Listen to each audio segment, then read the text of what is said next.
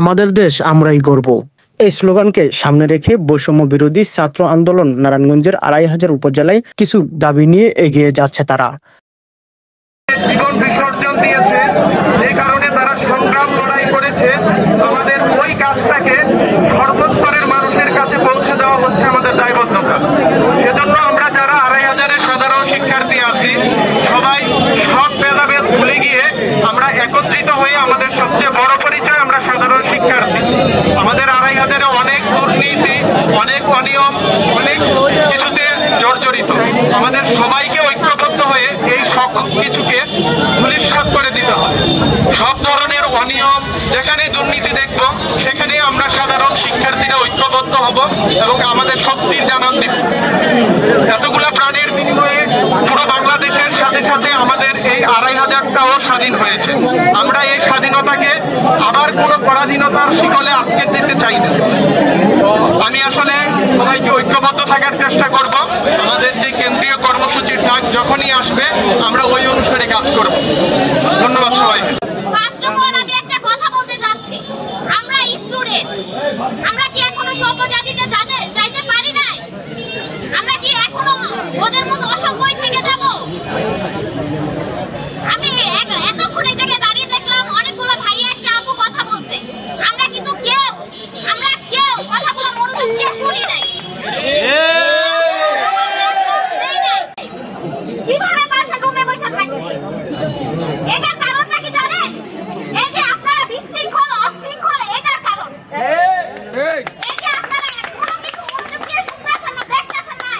সবভাবে উপস্থাপন করা হচ্ছে, সেখানে আমরাও এখানে আপনাদের উদ্দেশ্যে উপস্থাপন করব। তো এর আগে আমি কিছু কথা বলি যেগুলো হচ্ছে আমার মনে হয় যে বলা প্রয়োজন। তো আমরা এখানে অনেক শিক্ষার্থীরা আছি যারা বিভিন্ন প্রতিষ্ঠানকে রিপ্রেজেন্ট করছে। তো আমি আপনাদের সকলের উদ্দেশ্যে এইটুকু অনুরোধ করব যে আমরা এটা অবশ্যই খেয়াল রাখবো যেন আমরা যে প্রতিষ্ঠানে আছি সেই প্রতিষ্ঠানের শিক্ষক মন্ডলী যেন কোনো অনাগত শিক্ষার্থী দ্বারা বা কোনো রাজনৈতিক ব্যক্তিবর্গ দ্বারা ইভেন কারো দ্বারাই যেন অসম্মানিত না হয়। তো আমরা জানি আমাদের ২৫০০-এর পরিস্থিতিটা কেমন ছিল।